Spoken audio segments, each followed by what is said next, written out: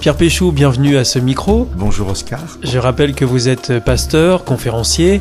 Vous êtes avec nous régulièrement pour partager un moment de réflexion. Aujourd'hui, vous nous invitez à nous arrêter sur un texte qui se trouve dans l'évangile de Matthieu au chapitre 13, au verset 44 à 46.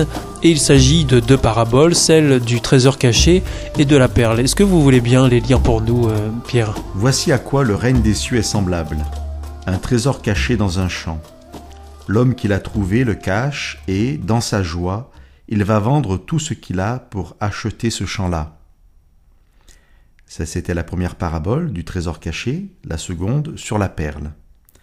Voici encore à quoi le règne des cieux est semblable. Un marchand qui cherchait de belles perles. Ayant trouvé une perle de grand prix, il est allé vendre tout ce qu'il avait pour l'acheter. Merci. Justement, première question, qu'est-ce que c'est qu'une parabole ? Parce que vous venez de nous en lire deux, mais qu'est-ce que c'est qu'une parabole ? Une parabole, c'est une façon de raconter une histoire que Jésus emploie quand il est dans l'enseignement pour aider les gens à comprendre. Les gens peuvent avoir des difficultés de compréhension sur des concepts et Jésus va passer par-dessus cet obstacle de l'incompréhension en racontant une parabole, souvent liée à des événements très concrets de la vie des personnes qui l'écoutent. Et alors, dans les deux paraboles que vous venez de lire, on nous parle du règne des cieux. Qu'est-ce que c'est ? Est-ce que vous pouvez revenir sur ce terme ? Et voilà, là on a cette notion de concept peut-être difficile à comprendre. Alors je vous propose simplement une autre expression.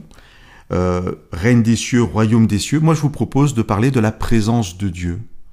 Parce que les cieux font référence obligatoirement à Dieu.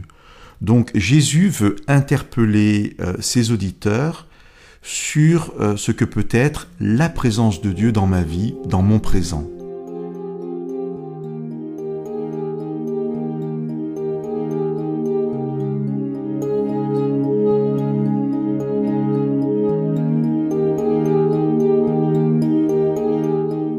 Et alors c'est ce que veulent nous expliquer justement ces paraboles. Absolument.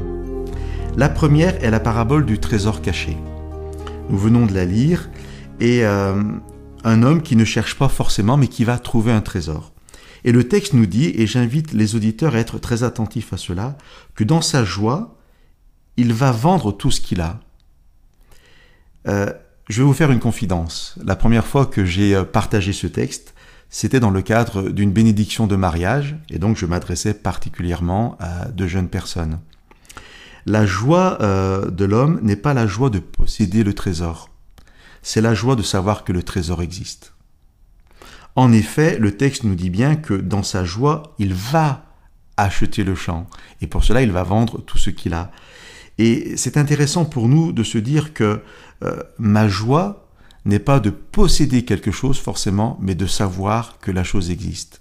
Je reconnais de la valeur en une personne et je suis dans la joie de savoir que cette personne existe et que pour Dieu et pour moi, elle a de la valeur. Ça, c'est la première parabole.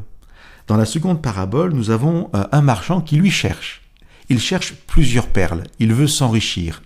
Et le texte nous dit qu'il va trouver une seule perle. Il s'arrête là. La seule perle qu'il va trouver lui suffit. Il n'en cherche plus d'autres. Et pour lui, c'est une perle de grand prix.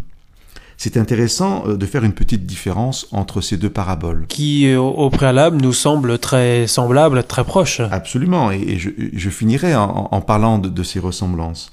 Mais dans la première histoire, on découvre un trésor. Vous serez d'accord avec moi que plus le trésor est important, plus la richesse est importante. C'est une question de quantité, en quelque sorte. Par contre, dans la seconde histoire, c'est une perle de grand prix. Elle est peut-être toute petite, mais même si elle est toute petite, elle a immensément de valeur. Ce n'est plus une question de quantité, mais de qualité. Ça, c'est peut-être la différence entre les deux paraboles. Par contre, ce qu'il y a en commun entre ces deux histoires, ce sont les attitudes de l'homme et du marchand. J'aimerais, Oscar, que chacun d'entre nous, nos auditeurs, puissions considérer que chaque personne que nous côtoyons, nos proches, et ceux qui sont plus lointains, que chaque personne est un trésor de grand prix aux yeux de Dieu, mais aussi à nos yeux. Et donc, ce qui est en commun entre l'homme et le marchand, c'est que lorsqu'ils prennent conscience qu'ils sont en présence d'un trésor, de quelque chose de grande richesse, ils sont prêts à abandonner beaucoup d'autres choses. Ces deux petites paraboles nous invitent à poser peut-être un regard différent sur ceux qui nous entourent.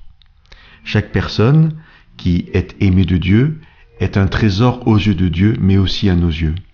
Que nous sachions être dans la joie, non pas de posséder ces personnes, mais de savoir qu'elles sont présentes, qu'elles existent, et qu'on puisse peut-être être encouragés à abandonner certaines choses, à vendre, nous dit le texte, certaines choses, afin de pouvoir être dans la présence et dans la joie de ces personnes.